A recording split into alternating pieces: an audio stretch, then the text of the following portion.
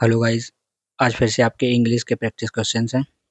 ये आपके सिर्फ यूपी टीटी या फिर सीटेट में ही हेल्प नहीं करेंगे। आप इनको एसएससी या फिर बैंकिंग रेलवे आप कहीं के लिए भी पढ़ सकते हैं।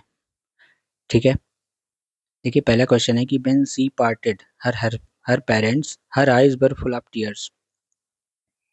देखो, जब किसी से अलग होने की बात होती है ना, व्हेन सी पार्टेड, तो हम वहां पर फ्रॉम का यूज करते हैं। ठीक है, from her parents her eyes were full of tears. ठीक है, तो यहाँ पर हो जाएगा आपका सी आंसर। अगला क्वेश्चन क्या है, the train the platform before I reached. अब अगर आप यहाँ पर देखें तो ये पास्ट परफेक्ट का स्ट्रक्चर बन रहा है। मतलब before I reached the station, जब मैं स्टेशन पहुंचा ट्रेन उसके पहले ही जा चुकी थी। मतलब दोनों काम पास्ट में, उसमें भी एक पहले हुआ है एक बाद में। तो जो काम पहले हुआ है the train had left the platform before I reached the station. ठीक है, मतलब ट्रेन जो है वो उससे पहले ही जा चुकी थी। मतलब जो काम सबसे पहले हुआ है हम उसको पास्ट परफेक्ट में लेंगे, और जो काम उसके बाद हुआ है उसको हम पास्ट इंडिफिनिट में। ठीक है, मतलब train had left the platform before I reached the station. आप ऐसे याद रख सकते हैं कि जो काम सबसे पहले हुआ है हम उसको पास्ट परफेक्ट में लेंगे। Choose the synonym of the following word. इनुंडेट।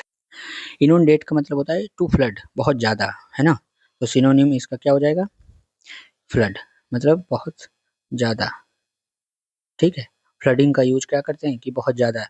Flood मतलब बाढ़ होता है ना, उसी सेंस में लिया गया कि बाढ़ में बहुत ज़्यादा पानी आ जाता है। तो वैसे ही फ्लडिंग, फ्लडिंग का मतलब होता है कोई भी चीज़ बहुत एक्सेस क्वांटिटी में।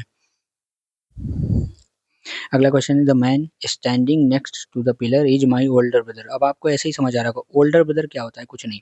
जब हम एक फैमिली में रिलेशन में बात करते हैं कि बड़ा या छोटा, तो हमेशा एल्डर और यंगर दो यूज करते हैं। बड़े भाई के लिए एल्डर और छोटे के लिए यंगर। ठीक है, माई ओल्डर ब्रदर यहाँ पे गलत है।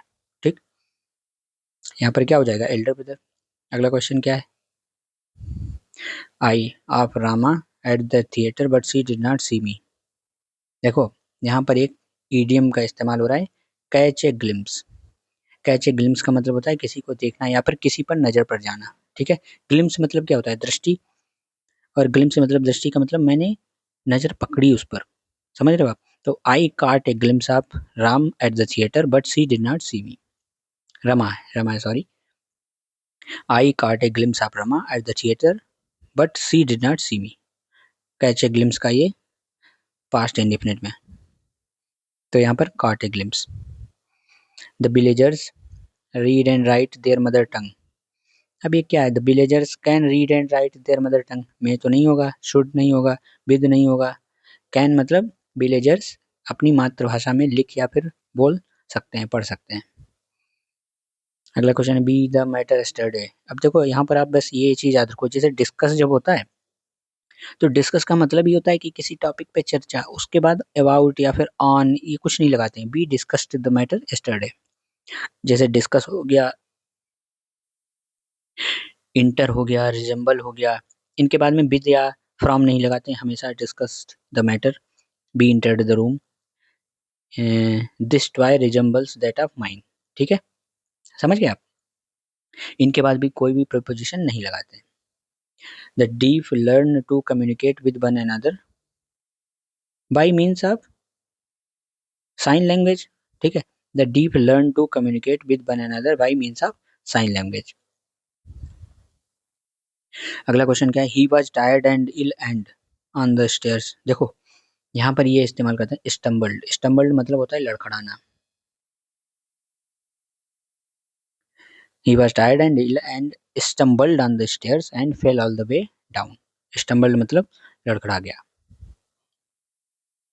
दे इनवाइटेड जया एंड आई। यार आई कैसे हो सकता है, यहाँ पर तो अब ये सब्जेक्ट यूज करेंगे ना। They invited Jaya and me to the function to be held in the next month. ठीक है, दे, भाई दे invited me, they invited I थोड़ा ना होता है। I invited them, I invited they नहीं होगा ना, ऑब्जेक्टिव केस लगेगा ना बाद में। The little girl with her flawless performance stole the show. Stole the show क्या मतलब होता है? सबकी नजरें खींच लेना, मतलब सबका ध्यान खींच लेना, मतलब बहुत अच्छा करना, वॉन एवरीबॉडीज प्रेज। ठीक है, सबने उसकी तारीफ करी। स्टील द शो, जो ओरिजिनल ईडियम है वो क्या है? स्टील द शो, मतलब शो चुरा लिया, अब सब लोग उसी की बात कर रहे हैं और किसी पे ध्यान नहीं है। वी वर वॉचिंग ए नहीं the news on BBC has last evening. We were watching the news on BBC last evening. ठीक है। It took us nearly 5 hours.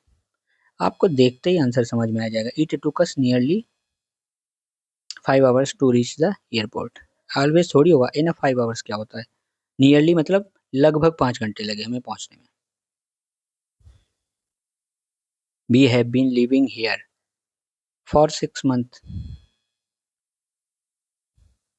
ठीक है, सिंस कब लगता है? जब हम स्पेसिफिक टाइम की बात करते हैं, और 6 मंथ ये ड्यूरेशन के लिए बात करते हैं तब फॉर लगता है।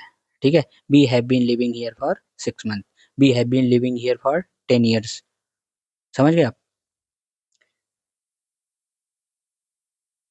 हम आपके लिए ऐसे ही और भी क्वेश्चंस लाते रहेंगे। अगर आपको ये वीडियो पसंद आए तो प्लीज़ लाइक और चैनल को सब्सक्राइब जरूर करिए। Thank you.